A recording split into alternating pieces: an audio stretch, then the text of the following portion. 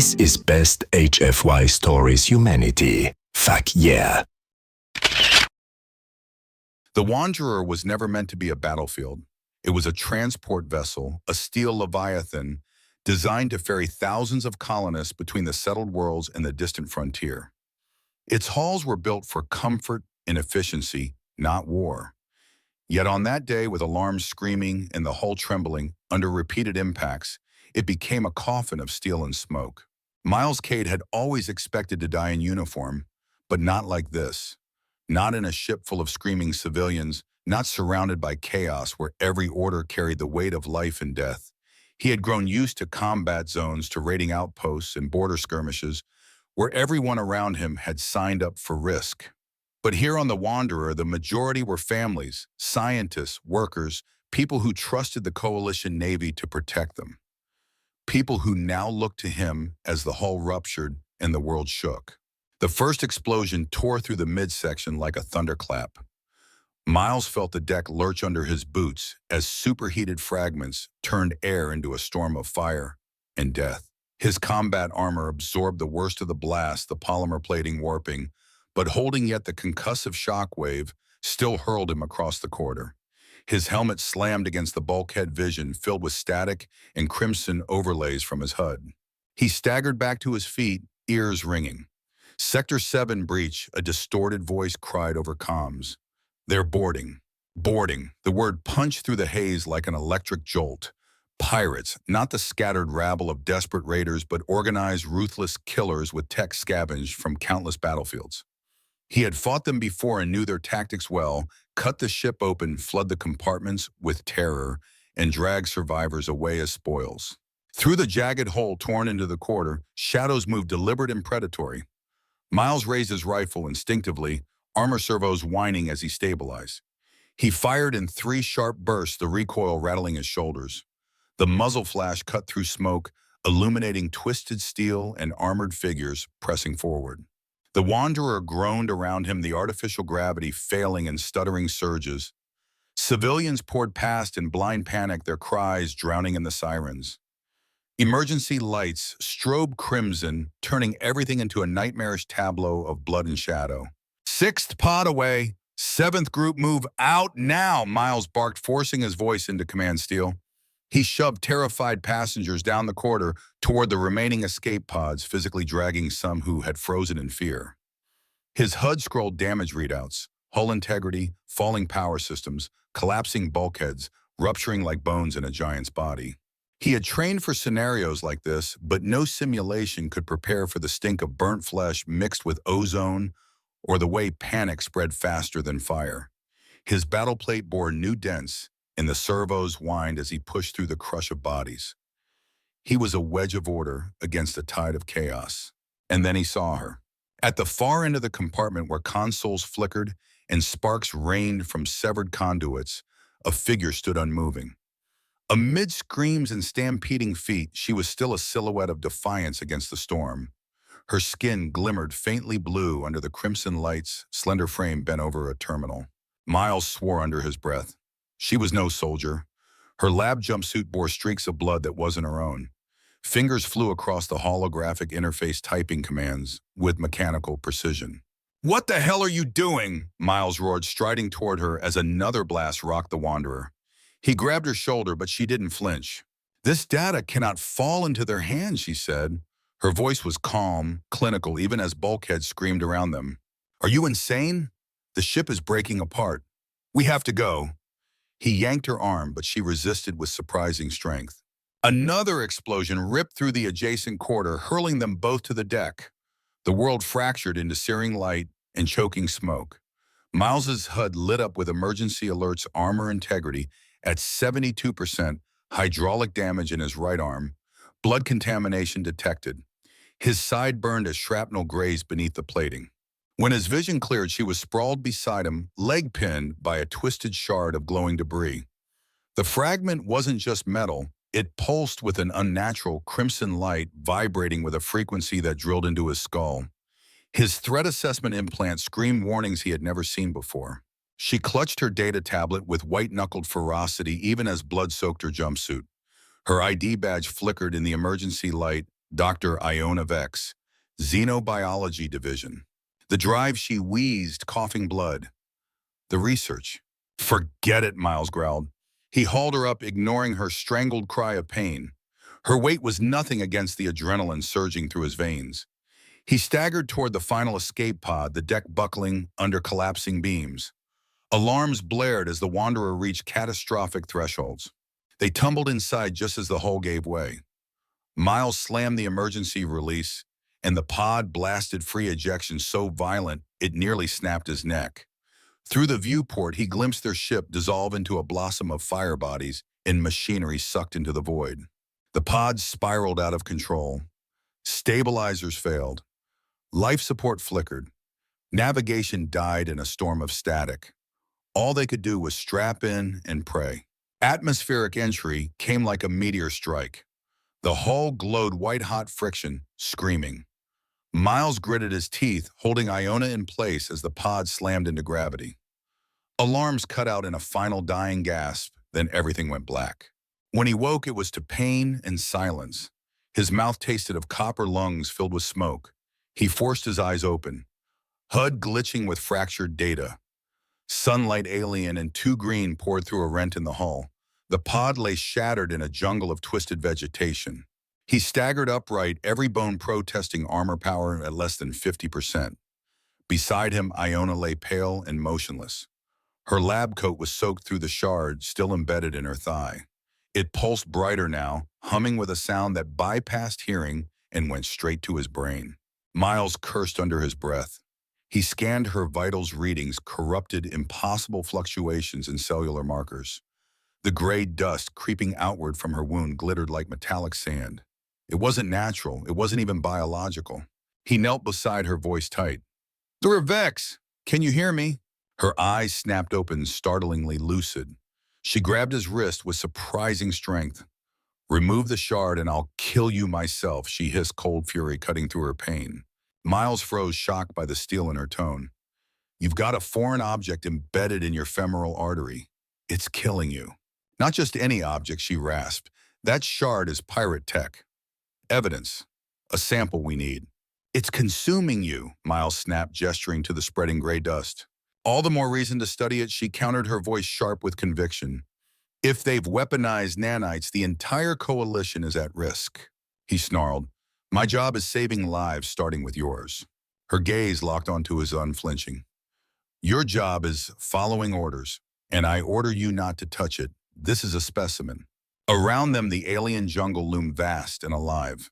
Unfamiliar howls echoed through the canopy, but the greater threat lay between them, lodged in her flesh, humming like a heartbeat, not her own. Miles clenched his jaw. He had no orders, left no chain of command. Just survival and a scientist who would rather die for knowledge than live to fight another day.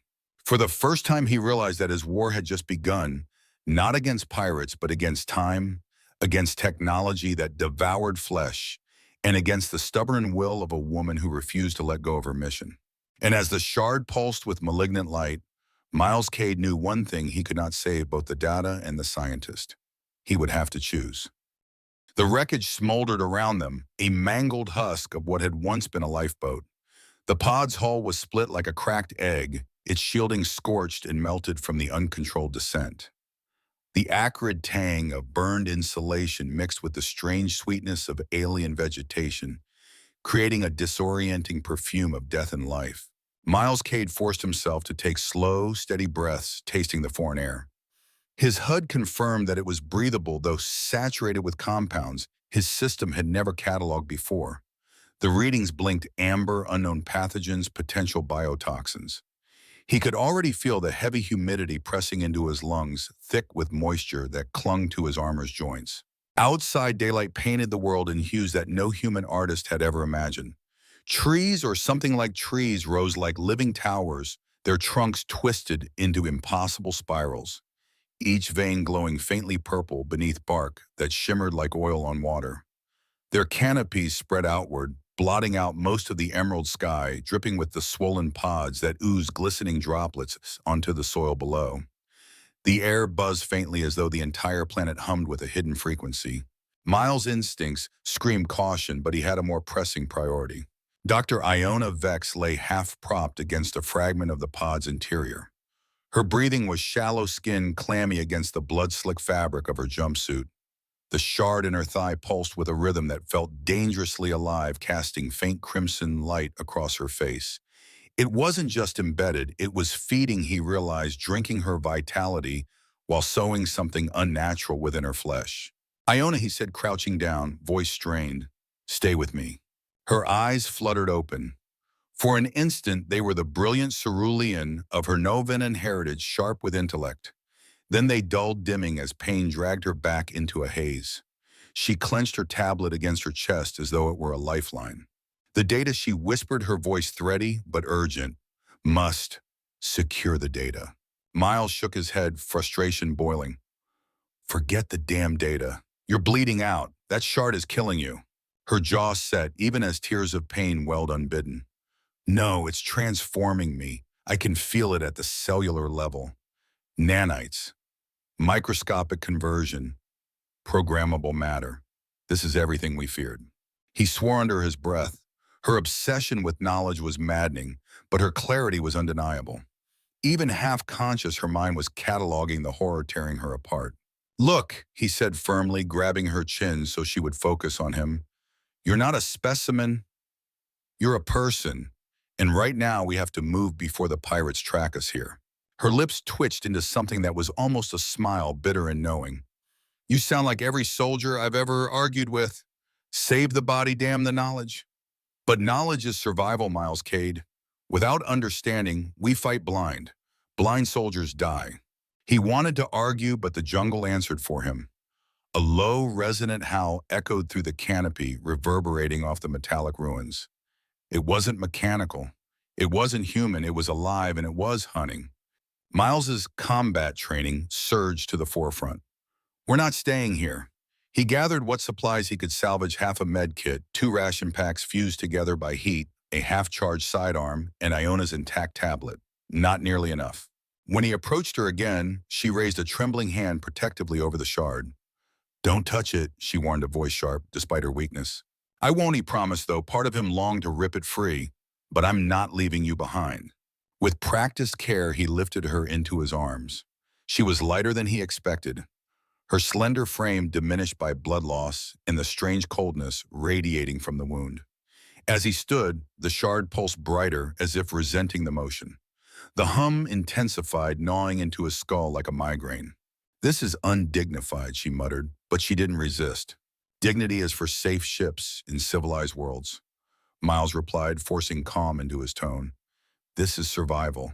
He stepped through the jagged hatch into the alien wilderness. The jungle swallowed them whole. Everywhere Miles looked, life writhed. Massive vines as thick as columns coiled upward around trees, their surfaces slick with iridescent moss that glowed faintly whenever touched. Spores drifted through the air like tiny lanterns, settling on armor plating before disintegrating in flashes of heat. Insects or something analogous buzzed overhead, wings transparent, yet lined with bioluminescent veins. His armor's filters flagged dozens of toxins in the air, none immediately lethal, but all corrosive in long-term exposure. Sweat pooled beneath his undersuit despite the cooling systems.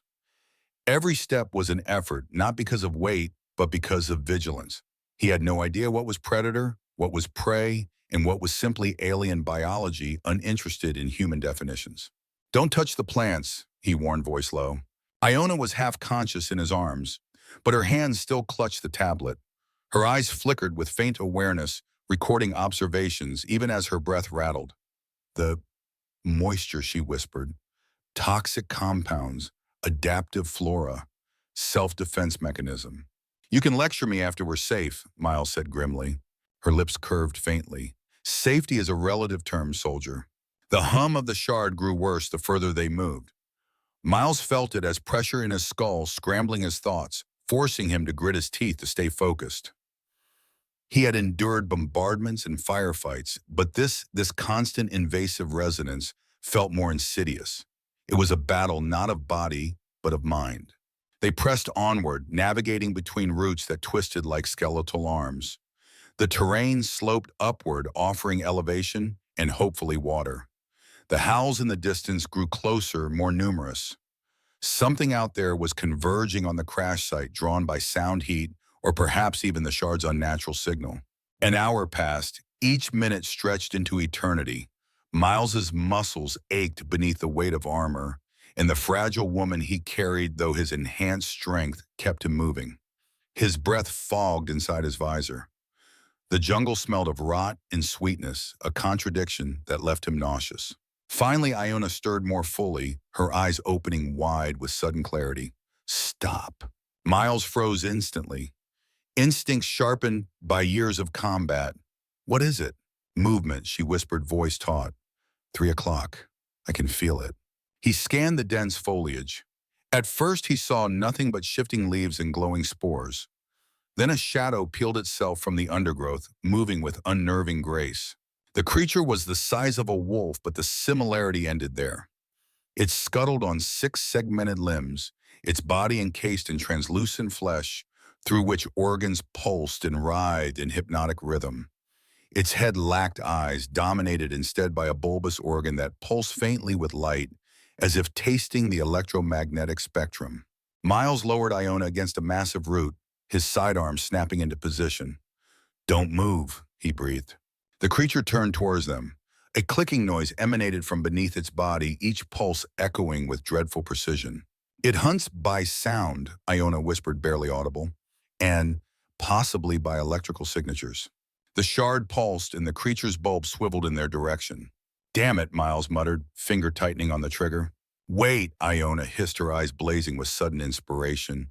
If you fire, the sound could attract more. You have a better idea, he whispered back, never taking his aim off the creature. Yes, her hand slipped into her pocket, retrieving a small device, a portable scanner. She adjusted its settings with trembling fingers. This emits a localized electromagnetic frequency, stronger than us. She tossed it several meters away. It landed with a muffled thud, pulsing faintly blue. The creature froze, head tilting. Then with shocking speed, it scuttled toward the device. In a blur, it pounced, enveloping the scanner in its translucent body. Now Iona urged, eyes fierce despite her pallor. Miles didn't hesitate. He scooped her up again and slipped through the foliage, moving quickly yet silently. His heart hammered against his ribs, every muscle taut with the knowledge that one misstep could bring the predator back upon them. When they were a safe distance away, he murmured, smart thinking. Her lips twitched, pride flickering across her pain, a logical application of observed behavior. Miles almost smiled despite the tension. She was brilliant, stubborn, and entirely infuriating, but alive. For now. By the time they reached the foothills of a jagged mountain range, twilight had begun to fall. The alien sun bled into the horizon, casting green fire across the canopy. Shadows lengthened and the howls behind them multiplied. Miles's armor power had dwindled dangerously, enhancement systems straining to keep his strength. His muscles screamed from hours of carrying her, but he refused to slow. Each step was a defiance against exhaustion. But what alarmed him most was not his fatigue, it was her. The shard's influence had accelerated. Where the wound had once been a localized infection, now her entire legs shimmered with metallic sheen. The blue skin was gone, replaced by a lattice of gray fissures that clicked softly when she moved. When he set her down to rest, a piece of her thigh simply crumbled into metallic dust, disintegrating in the breeze. You're falling apart, he whispered, horror leaking into his voice. Iona examined the phenomenon with detached fascination. They're not just consuming, she murmured. They're converting. She pressed a finger into the gray flesh, watching it dent like putty before reforming into smooth surface. Organic matter, into programmable matter. Miles clenched his fist, staring at her with a mix of awe and dread. She was dying or transforming, or both, and he didn't know which was worse. In the gathering dark, with predators circling and nanites remaking her cell by cell, Miles Cade realized the truth. This planet was no mere crash site. It was the crucible of something far greater, something ancient and terrifying. And whether he liked it or not, Iona Vex was becoming its harbinger. The alien night fell like a curtain of emerald shadows. The canopy above seemed to drink the light, leaving only faint glimmers of bioluminescence, scattered like false stars across the leaves. Miles Cade crouched in the shallow recess of stone. He had found his back. pressed against jagged rock, Iona resting on the ground beside him. The predators hadn't returned, not yet, but he could feel them in the dark, moving like whispers between the vines, waiting for another chance. Every instinct in his body urged him to keep moving, to push higher into the mountains, but exhaustion pressed down like lead. His enhanced muscles trembled from hours of carrying her armor systems, long since flickering into critical reserves. Iona was the greater concern. Her once smooth skin now carried entire continents of gray discoloration, patches of her Novenan heritage swallowed by creeping lattices of programmable matter. When she shifted, tiny flakes drifted from her body, metallic dust that shimmered before vanishing into the moist soil. Yet even as her body betrayed her, her mind burned brighter. She recorded, cataloged, analyzed her tablet, alive with graphs and notations. Every fragment of her being screamed scientist. "You should rest," Miles muttered, scanning the tree line. His sidearm lay ready, its energy reserves low but still lethal at close range. Her eyes flicked toward him, too lucid for someone so near death. "Rest wastes time. The rate of transformation accelerates while we sit still. At least if I study it, something meaningful comes of this." "You're meaningful," Miles snapped before he could stop himself. His voice was sharper than intended, echoing slightly in the hollow. "You're not a lab experiment, damn it." She studied him, lips tightening. For a moment, the scientist's mask faltered, and something vulnerable showed through. "I don't know if I believe that anymore." Miles turned away, jaw set, unwilling to show the storm behind his eyes. Soldiers weren't meant to get attached to assets, to scientists who viewed themselves as expendable. But this wasn't just about orders or duty anymore. The hum of the shard vibrated through the cavern floor, ever present, ever intrusive. It was a constant reminder that they were not alone. Somewhere beyond the jungle, pirates would be triangulating that signal. And closer still, predators stalked its resonance like moths to flame. By dawn, Miles forced them back into motion. The forest was no kinder in daylight, though the strange green sun revealed more of its twisted grandeur. Towering trunks spiraled like cathedral columns. Rivers of translucent fluid oozed down from branch to root, carrying glowing spores that burst when disturbed. The air itself seemed alive, heavy with chemical musk that clogged his senses even through filtration. Iona clung to his back, her arms colder than steel against his neck. The transformation had robbed her of warmth, and it unnerved him every time her touch lacked the softness of life. She spoke intermittently, voice weaker now, but still carrying analytical precision. "They're rewriting me," she whispered once as though to herself. Cellular matrices replaced with nanite analogs. Nerve signals, reinterpreted. Sensation reduced to data streams. "Sounds like death," Miles muttered. "Or immortality," she countered. Then her eyes fluttered shut again, exhaustion pulling her down. He carried her on, though every step grew heavier. His body was a machine of scars and stiffness, and it would endure, but for how long? His stimulants were nearly gone, his armor support failing. Without enhancements, he was just a man, and men broke. An hour later, the predators returned. Miles heard them first, the faint clicks, the rustle of segmented limbs on bark. Shadows moved in the undergrowth, pacing his route testing. He slipped Iona against a mossy root, his sidearm drawn. The nearest creature peeled into view, its translucent body pulsing as though filled with liquid fire. Iona's eyes opened, glassy but alert. "Don't fire," she whispered again. "They're hunting us," Miles growled. "Yes, but we can misdirect them. Their sensory organ, tuned to bioelectrical activity. Use your armor." His HUD flickered power at 18%. The suit's systems barely clung to life. "If I shut it down, I lose strength, environmental control.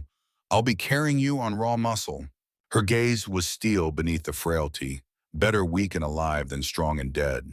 Reluctance ground through him, but she was right. He initiated shutdown. One by one, systems went dark. The cooling fans ceased, heat rising instantly. Strength assist vanished, leaving him to bear her full weight. The jungle pressed closer, louder without the constant hum of machinery. And just as she predicted, the predator faltered, its bulbous head swiveling in confusion. The clicking slowed. With no electronic beacon to hone in on it, skittered sideways, chasing phantom signals deeper into the forest. Miles exhaled slowly. You keep saving us with science. Her lips twitched faintly. Don't sound so surprised. They traveled for hours, each step a contest against exhaustion. The predators circled but didn't strike again, confused by the absence of electromagnetic lure. The shard in Iona's leg pulsed steadily, a beacon he feared neither predator nor pirate would ignore forever. By nightfall, his muscles screamed rebellion, but they reached a rocky escarpment dotted with shallow caves. He carried her into one, setting her down against the stone. When her leg brushed the surface, another patch of her body crumbled away, falling into a neat pile of metallic dust. "You're shedding," Miles said quietly, horror threading his voice. "Excess conversion material." She replied clinically, though her eyes flickered with unspoken fear. "Nanites optimize mass by discarding redundancy." "Redundancy that used to be you," he countered. She had no answer for that. The fire they kindled was small, fed by alien vines that burned with blue smoke. Its light cast eerie shadows against the stone, illuminating the silver gray spreading across her form. She examined a sample on her tablet, murmuring observations even as her breathing turned ragged. They retained cohesion independent of the host structure. Distributed intelligence, not mere infection, systemic replacement. "This is extraordinary." "It's a death sentence," Miles snapped. She looked up, eyes luminous in the firelight. Or evolution. For once, he had no words. The next day, survival became even crueler. Rations dwindled, water scarce. Miles found a stream trickling through a gully, but its surface shimmered with iridescent oil. His HUD flagged it toxic. He used his filters to distill a meager amount, barely enough for two. Iona drank slowly, hands trembling. When she set the container down, her fingers fused briefly, gray matter webbing them together before peeling apart. She stared at them in silence. Silence, then flexed experimentally. "Motor function remains. Sensory modality altered. I feel composition. The water's mineral content down to trace elements." Miles stared. "You're becoming something else entirely." "Becoming," she echoed softly, then more firmly. "Yes, but I'm still me." Her voice carried conviction, but he saw fear behind it. She was clinging to identity like a lifeline, refusing to surrender even as nanites remade her cell by cell. By the third day, the pirates arrived. Miles saw them first from the ridge, a glint of metal in the jungle below, three figures moving with disciplined formation. Their armor was mismatched but deadly scavenged from coalition casualties. Helmets bristled with sensors, weapons gleaming with stolen power. "They've tracked the shard," Miles muttered. His jaw clenched, memories of childhood, flashing pirates burning his colony, dragging his family away while he hid. The shame still gnawed at him. He would not hide this time. Iona's silver-filmed eyes locked onto him. "You can't fight them head-on, not like this." "Then we fight dirty," he said grimly. He set her deeper in the cave, propping her against the wall. Her body clicked faintly as nanites shifted within her.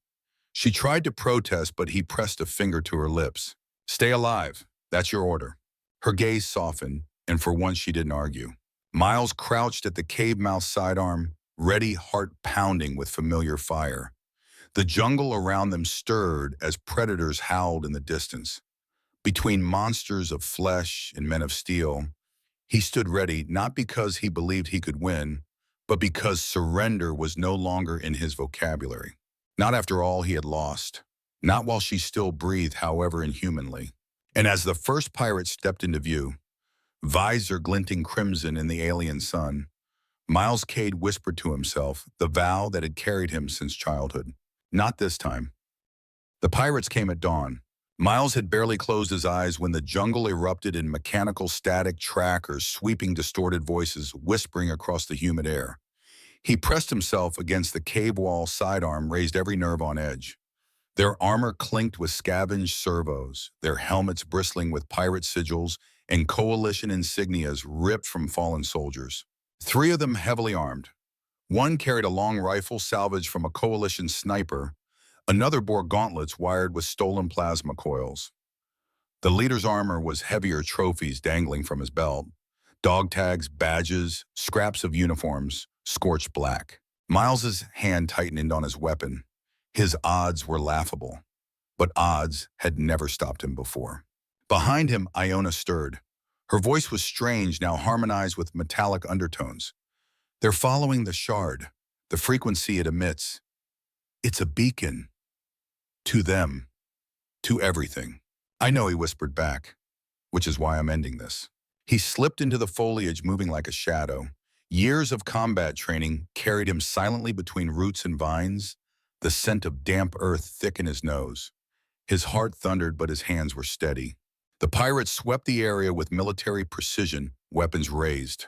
One cursed in guttural dialect as his scanner beeped, triangulating. Signal strong, close. Miles exhaled slowly. He had 2 shots left in his sidearm. He needed to make them count. He fired not at them, but above them. The blast struck a bulbous growth hanging from a massive vine. The pod ruptured in a wet explosion, releasing a cloud of spores that shimmered like burning dust. The pirates shouted in alarm helmets, switching to filter mode, but the spores clung, coating their armor-clogging sensors. Their curses turned to panicked coughs. Miles didn't wait. He darted from cover, scooped Iona into his arms, and plunged deeper into the mountain paths. The shard in her thigh pulsed furiously as if enraged. Its hum was no longer a background irritant, but a scream that tore into his thoughts. He stumbled, vision blurring, but forced himself onward. They collapsed in another cave, hours later, lungs heaving. Miles set Iona down gently. She looked worse, far worse. The transformation had accelerated beyond anything he had seen before. Her thigh was no longer flesh at all, but crystalline lattice glowing faintly with crimson veins that pulsed like circuitry. Her abdomen was laced with fractures, silver lines creeping upward like frost across glass. When she moved, it wasn't the sound of flesh stretching. It was the grating whisper of microscopic machines shifting, clicking in chorus. "You're falling apart," Miles whispered, horror tightening his chest. "Not apart," Iona corrected, her voice doubled now. One tone human, the other mechanical. "Reassembled, converted." She raised her hand and Miles recoiled. Her fingers had fused into a crude paddle of gray matter. Then before his eyes, the nanites reconfigured, extruding digit-like projections until 5 fingers stood again, eerily precise. Motor control remained. She flexed them experimentally. The movement was smooth, but the sound, like gears grinding in sand, made his skin crawl. "You see," she murmured, "they preserve function. Reinterpret it. My nervous system is still intact, only rerouted. I can sense things you cannot: composition, molecular density, the very fabric of matter." Miles clenched his fist. "At the cost of your humanity." She tilted her head, metallic lines spreading across her jaw. "What is humanity, Miles' flesh or mind?" "Because my mind remains. For now." "For now," he echoed bitterly. The next days blurred into nightmare. Miles carried her higher into the mountains, through labyrinthine roots and over jagged cliffs. Every step felt heavier, every breath harsher in the alien atmosphere. His armor was nearly useless, drained of power. He was just a man again, muscle and bone, straining beneath a weight heavier than iron, the burden of her survival. And with every mile, she changed more. The gray tide swept across her torso, leaving only isolated patches of blue skin, like islands in a metallic sea. Her hair dulled strands, fusing into filaments that shimmered under alien light. Her eyes, one still human, the other clouded with silvery film, followed him with unsettling intensity. She shed dust wherever they went, a trail of microscopic particles that glittered like stardust. Miles tried to wipe it away, to bury their tracks, but it was endless. They were leaving breadcrumbs of her disintegration, a path no predator or pirate would miss.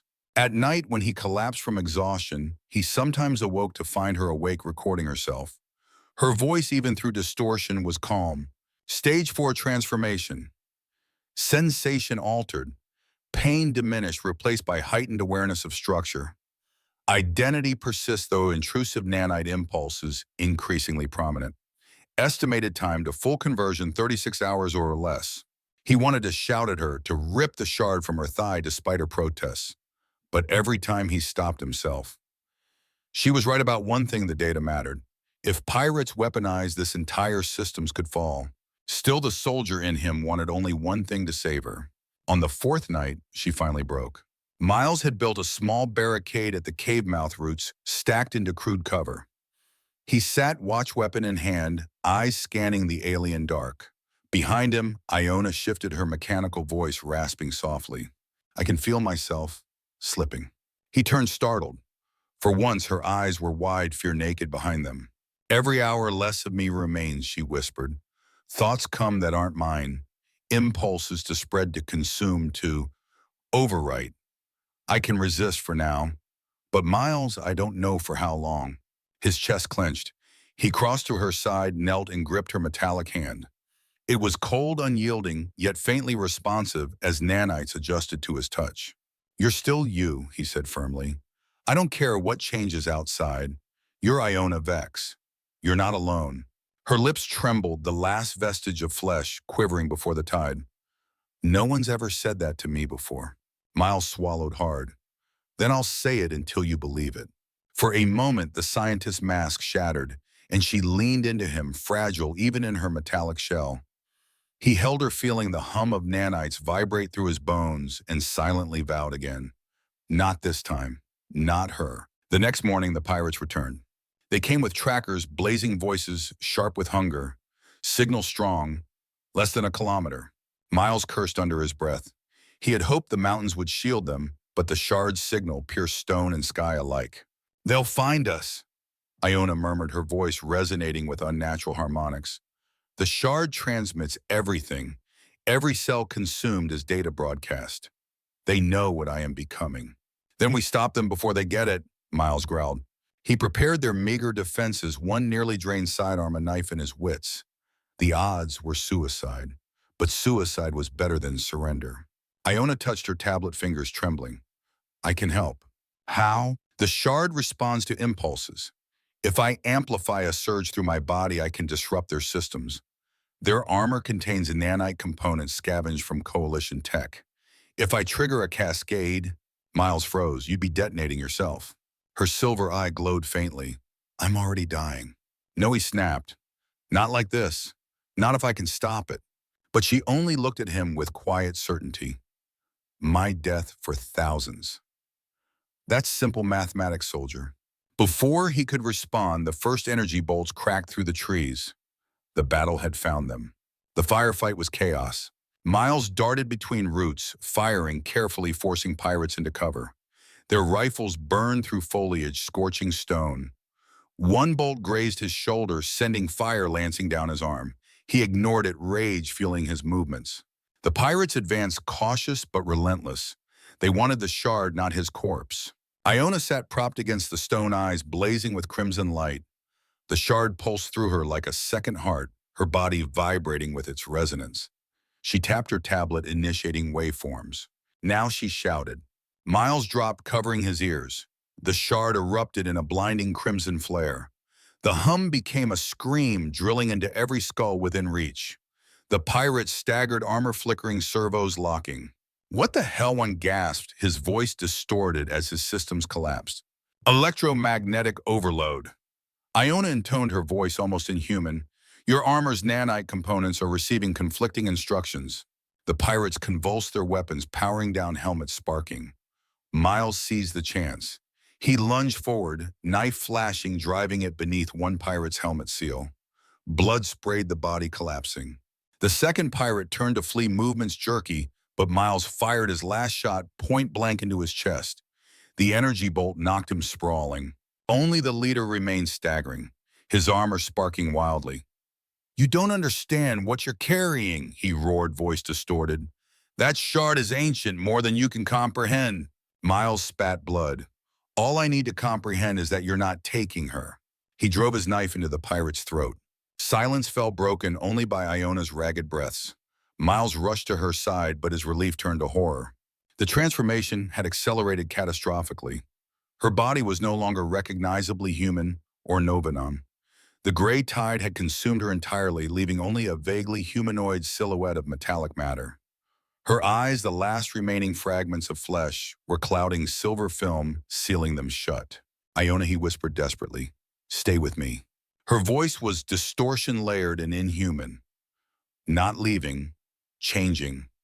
The nanites, not just weapons, preservation system, ancient, corrupted, what he demanded, designed to save consciousness when bodies fail. Pirates twisted it, but I can restore if you help me. Her body dissolved into a swirling cloud of metallic dust pulsing with crimson light. Miles staggered back awestruck. Don't leave me, he begged. The cloud spoke, her voice resonating from everywhere. I'm still here, but time is short. Help me connect to their ship. Then, maybe, salvation. And Miles Cade realized the nightmare was only beginning. The cave shook with distant detonations. Miles steadied himself against the jagged stone, his lungs burning as dust cascaded from above. He had fought pirates before, raids on colonies, skirmishes in asteroid belts, but nothing like this. These weren't drunken marauders looking for loot. These were hunters armed with stolen war tech, methodical and unrelenting. And they were coming for Iona.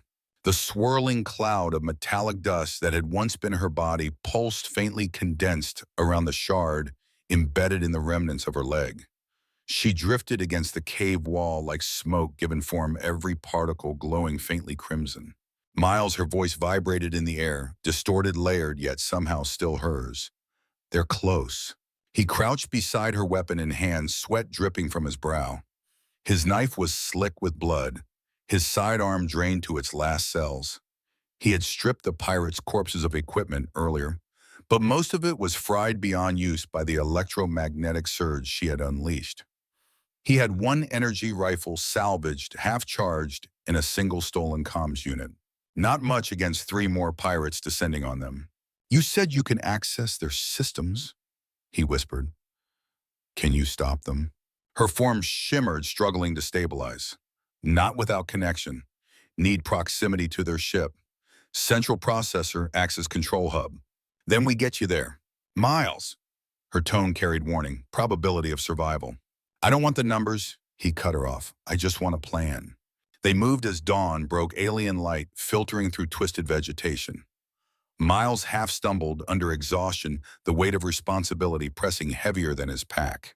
Iona drifted beside him, her form now vaguely humanoid again. Metallic limbs, crystalline torso, eyes that glowed faint silver.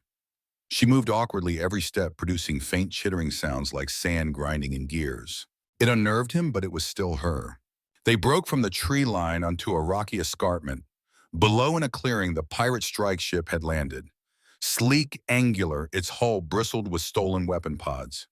3 figures moved around it, armored, arms scanning. Miles ducked back behind a boulder, heart hammering. They've split up, he muttered. One circling west, one guarding the ship, the leader searching near the ridge. Her silver eyes flickered as if calculating. We must reach the ship's core. If I connect, I can override. Turn their technology against them. And if they see us before that, her form rippled uneasily. Then you buy me time. Miles almost laughed. Of course. The first pirate came fast. Tall, wiry, armored in black, patched with scavenged plating. His helmet's sensors swept in arcs, scanning for the shard's resonance. Miles circled behind him, every step measured, every breath shallow. He'd done this before: colonial raids, ambushes in rubble. Always from the shadows, always with a knife. He lunged, blade flashing under the helmet's seal. The pirate convulsed, choking, collapsing with a metallic thud. Miles dragged the body into brush, stripping it of a tracker and compact energy pistol. Small victories. When he returned to Iona, she was leaning against the rock, her form flickering. Her voice echoed low, distorted. The nanites. Accelerating. Less organic remains each hour. He grabbed her metallic hand. It was cold, but her grip was still hers. Then we don't waste any more time. They pushed downhill. The second pirate stood guard at the ship's ramp helmet, scanning in lazy arcs. Overconfidence. Miles recognized the type, professional enough to hold position, arrogant enough to underestimate prey. Miles aimed the stolen pistol, breath, steady finger tightening. But Iona touched his arm. Wait. Her body glowed faintly, a ripple of crimson light coursing through her. I can distract him, emit false resonance. Might fry you doing it. She tilted her head, mechanical eyes narrowing. Might save us. Choose, Komankos. Miles cursed under his breath. Every soldier's instinct screamed against risking her more. But she wasn't cargo. She wasn't helpless. She was his partner. Do it, he said grimly. Her form pulsed brighter, humming with unnatural resonance. The pirate's helmet jerked up, sensors screaming. Signal spike. Over here, he barked, rushing toward a clump of vegetation. Miles moved like lightning. He fired once, twice. Energy bolts seared into the pirate's side, dropping him in smoking ruin. Iona dimmed, stumbling. Miles caught her before she collapsed entirely. "You good?" he asked urgently. Her voice buzzed faintly. "Functional, for now." The leader came last. He was bigger, bulkier, his armor enhanced with military-grade servos. Trophies dangled from his belt. Coalition insignias, shattered helmets, even bones polished and hung like medals. He found them before they reached the ramp. Miles Cade, the pirate, growled through his helmet's speaker voice, deep and mocking. "The soldier who never runs, I know you. Survivor of Bastion Colony, hiding while your family burned." Miles froze, blood running cold. How the hell? Word spreads, the pirate sneered.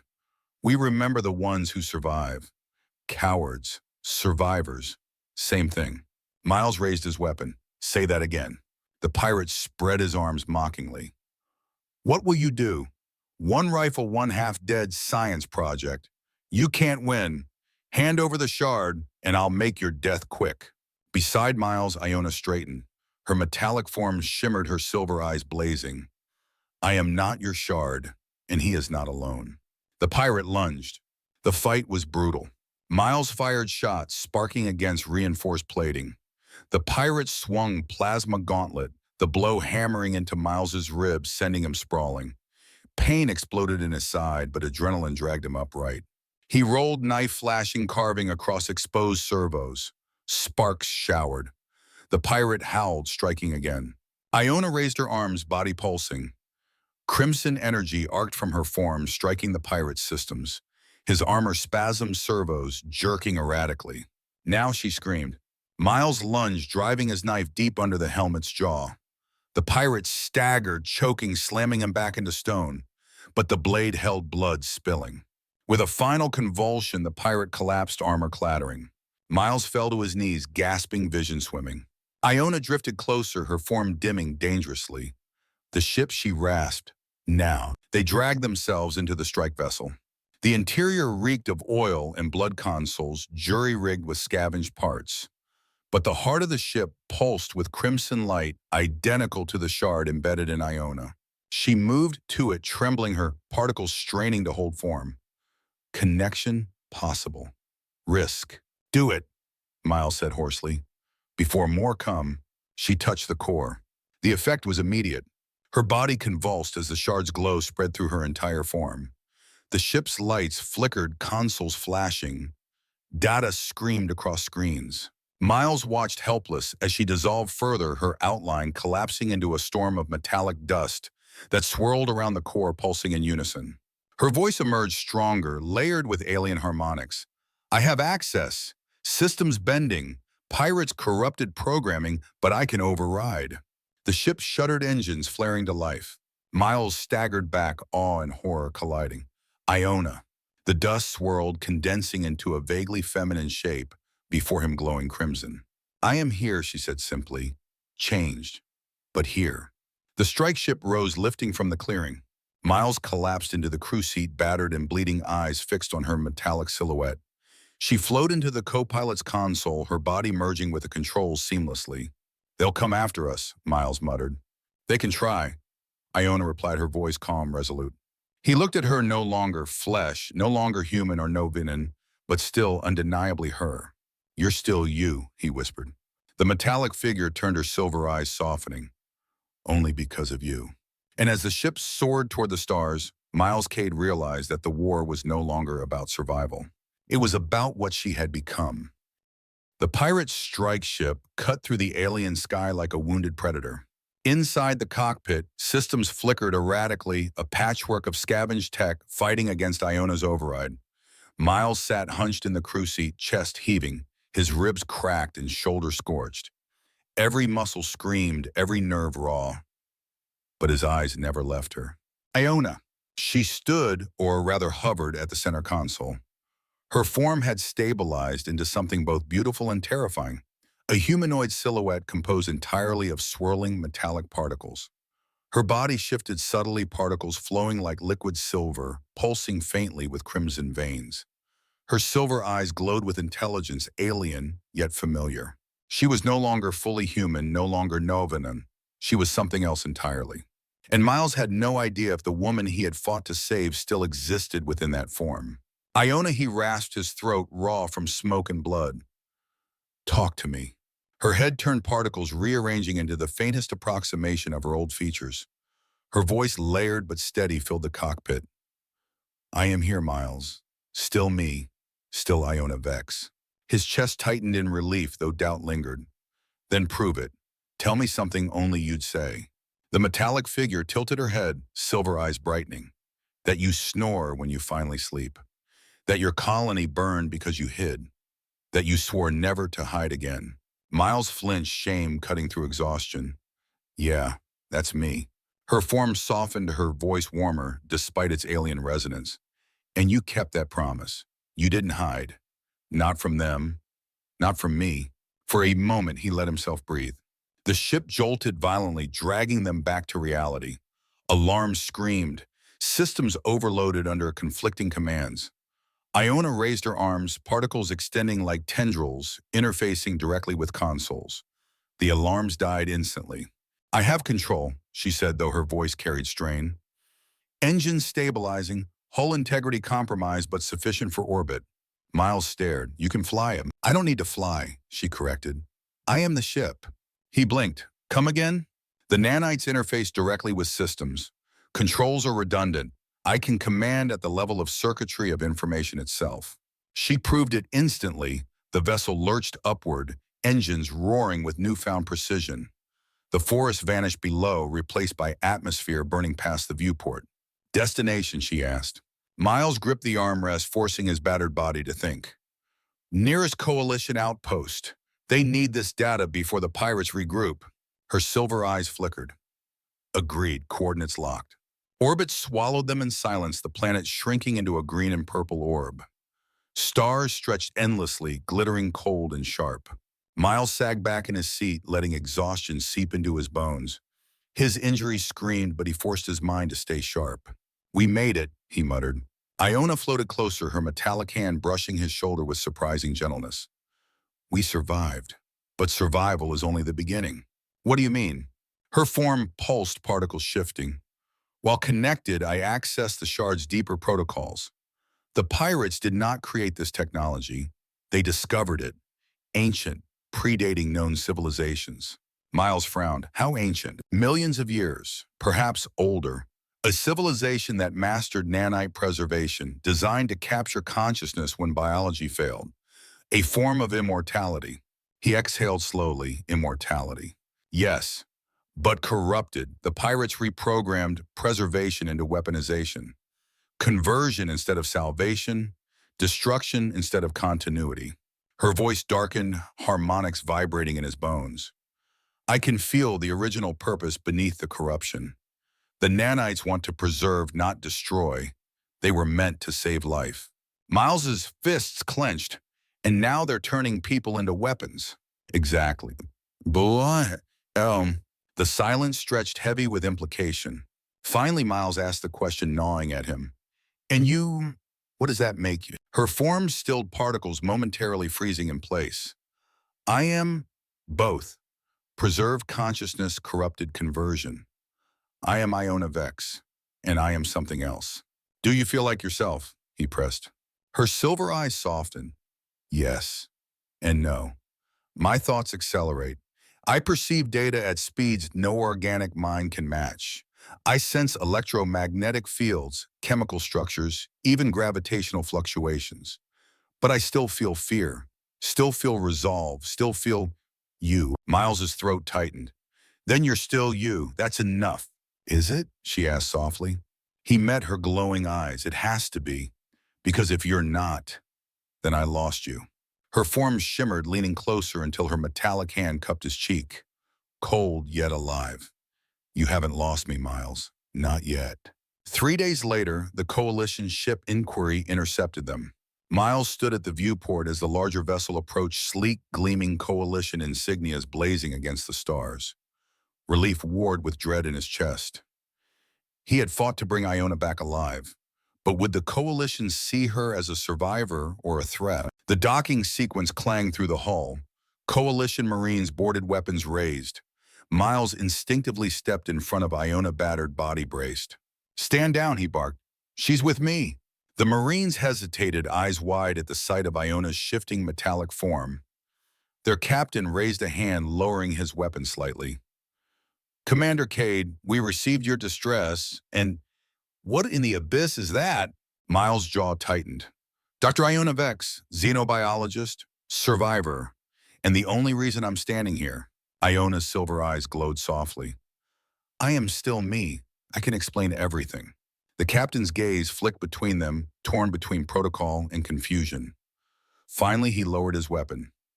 "Fine, but you're both coming with us. Command will want answers." They were answers no one expected. Over weeks aboard the Inquiry, Iona underwent every scan, test, and interrogation the Coalition scientists could devise. None of it changed the truth. She wasn't just infected by nanites. She had become their bridge to ancient knowledge. She spoke of preservation of immortality corrupted into annihilation. She translated raw data streams into comprehensible theories, giving the Coalition its first glimpse into technology older than their civilization. And Miles stayed at her side through it all. When admirals doubted her, he defended her. When scientists recoiled in fear, he reminded them of the woman she still was. Slowly, suspicion gave way to awe. They weren't just survivors anymore. They were partners, the soldier and the scientist, the human and the not quite human, united by a mission greater than either of them alone. One night, as stars streaked past the viewport, Miles found Iona in the lab, interfaced with the ship's systems. Her form glowed silver-blue tendrils of particles flowing into consoles like living circuits. "You never sleep anymore," he said quietly. She turned her form, contracting into a more humanoid shape. "I don't need sleep as before, but I still dream."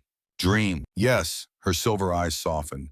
"Of Nova's crystal mountains, of lecture halls carved from light, of you." His chest ached. "You're still in there, that's all I need to know." She reached for him, her metallic hand warm with faint energy. "And you, Miles Cade, are the anchor that keeps me from drifting into machine." But the galaxy had other plans. Admiral Kressler appeared on the comm one morning, his face grim. "Commander Cade, Dr. Vex, we have a situation." Miles' gut clenched. "What kind of situation?" "Pirates have attacked Research Outpost Delta. They've stolen experimental weaponry technology based on the nanites you recovered. Casualties? Significant." Iona's form stiffened, her glow dimming. "That should not be possible. I removed all destructive protocols from the data I provided." "Someone found a workaround," the Admiral said coldly. "Intelligence suggests they've developed a deployment device. Large-scale, population-level conversion." Miles' blood ran cold. "You mean?" Kressler nodded grimly. "They could turn entire colonies into whatever Dr. Vex has become, against their will." Silence crushed the room. Then Iona spoke, her metallic voice trembling with restrained fury. "Then we stop them. Whatever it takes." Miles's eyes hardened. "Together." Her silver eyes glowed with fierce light. "Together." The stars streaked past the Inquiry's viewport as the ship accelerated toward the Cygnus sector. Miles Cade stood at attention, hands clasped behind his back, his reflection faint in the glass. His body still carried the weight of wounds, ribs wrapped, shoulder scarred, but his mind was sharper than ever. Across the room, Iona hovered, her metallic form luminous in the low-light tendrils of nanites, interfacing with the console like veins of liquid silver. They had been called heroes by some, aberrations by others. But titles didn't matter. What mattered was the Admiral's grim words. The pirates had built a population-scale weapon. If deployed, it wouldn't just kill, it would overwrite. Entire colonies transformed into metal and dust, consciousness erased or twisted into something unrecognizable. Miles broke the silence. "How long until intercept?" 17 hours at current velocity." Iona replied, her voice carrying a harmonics that made the consoles hum faintly. She turned her silver eyes toward him. "Plenty of time for doubt if you intend to indulge it." He smirked despite the weight in his chest. "Not my style." "Good," she said simply, though her particles shimmered with an almost imperceptible ripple, her equivalent of a sigh. The briefing was tense. Admiral Kressler's hologram flickered over the war table, his lined face set in stone. Scouts confirm pirate forces have fortified an asteroid cluster in Cygnus. Their weapon is being assembled aboard a refitted dreadnought. Once operational, it could convert millions within hours. Miles leaned forward, jaw clenched. What's our strike plan? Kressler's gaze hardened. We can't risk conventional assault. The dreadnought's defenses are too strong. We need infiltration, someone who understands the technology enough to disable it from within. His eyes flicked to Iona. The room stiffened. Officers whispered some outright scowling. To them, she wasn't a scientist anymore. She was the enemy's weapon-given form. Iona met their gazes calmly, her metallic form unwavering. I know the nanites better than anyone alive or otherwise. If the pirates corrupted the protocols, I can restore them. But I'll need access to the dreadnought's core. That's suicide, one officer snapped. She's half machine already. What if she turns against us? Miles's fist slammed the table. She saved more lives than any of you sitting here. Question her again, and you'll answer to me. Silence fell. The Admiral studied them both for a long moment, then nodded once. Very well. Cade Vex, you'll lead the infiltration team. Get in. Disable the weapon. Destroy it if you can't. The Coalition's survival may depend on it. Hours later, Miles sat in the armory, methodically checking weapons.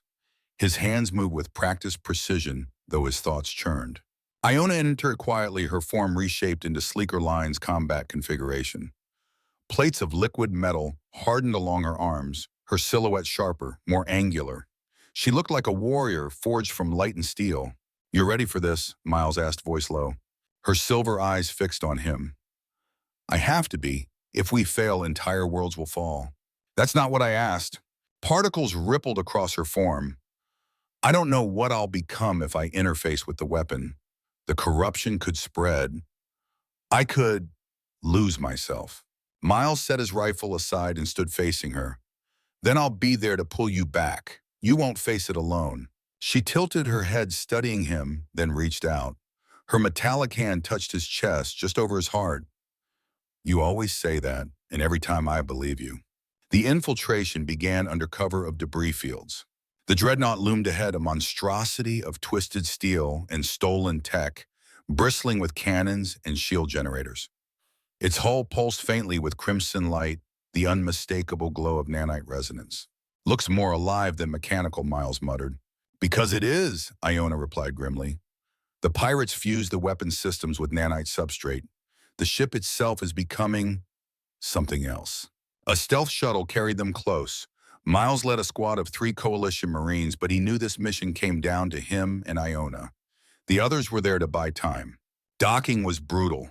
Grappling clamps screeched, hull plating buckled, and then they were inside corridors dim, humming with alien energy. The air reeked of ozone and decay. "Stay sharp," Miles ordered, rifle raised. "We get Iona to the core or none of us walk out." The Marines nodded, grim determination on their faces. Resistance came fast. Pirates surged through the corridors, armored and snarling weapons spitting fire. The Marines returned volleys, energy bolts, scorching walls. Miles fought with precision, every shot purposeful, every movement honed by years of combat. Iona was something else entirely. She flowed through battle like liquid metal arms, reshaping into Bled's tendrils, lashing out to short-circuit pirate weapons. Her body absorbed blows that should have felled her nanites, shifting to seal breaches instantly. Even in war, she was breathtaking. But Miles saw the strain. Each kill, each surge of power pushed her further into alien territory. Her voice, when she shouted warnings, carried tones that made the pirates falter. Not human, not machine, something in between. They reached the core chamber at last. The sight froze them. The dreadnought's heart was no engine, but a vast sphere suspended in energy fields. It pulsed with crimson light, fractal patterns rippling across its surface like a living brain. The resonance shook the air, pressing into their skulls, whispering with voices not their own. The weapon, Iona breathed, her voice reverent and horrified. "It's beautiful and monstrous." Miles gritted his teeth. "Can you shut it down?" "I can try. But once I connect, I won't be able to break free alone." He gripped her metallic arm. "Then I won't let go." She turned her silver eyes to him, softer than starlight. Partners. Partners, he echoed. The moment she touched the sphere, the world changed. Her form dissolved streams of nanites flowing into the weapon's surface. Light exploded patterns, rippling systems screaming in protest. The Marines staggered back, shielding their eyes. Miles stood firm, hand pressed against the sphere where her particles vanished. Iona, stay with me. Her voice echoed everywhere, layered infinite. It's vast. A network of consciousness fragments of lives preserved.